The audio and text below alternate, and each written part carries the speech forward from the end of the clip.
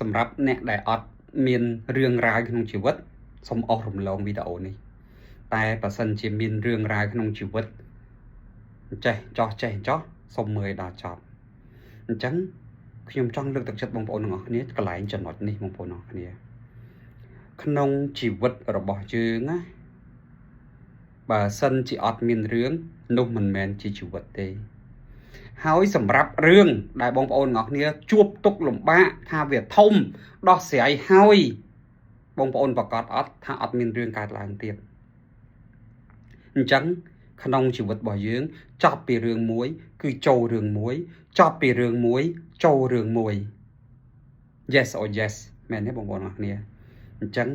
សូមបងប្អូនទាំងអស់គ្នាត្រូវបើកចិត្តទទួលយកក្នុងជីវិតរបស់យើងគឺមិនចេះចប់ទេរឿងវានៅតែបន្តអញ្ចឹងត្រូវរីករាយនឹងអ្វីដែលយើងមានហើយត្រូវរីករាយនឹងពេលវេលាដែលយើងសប្បាយនឹងដំណោះស្រាយដែលយើងមាននឹងការអភិវឌ្ឍខ្លួនដែលយើងរីកចម្រើនទៅមុខទៀត yes or yes អូខេ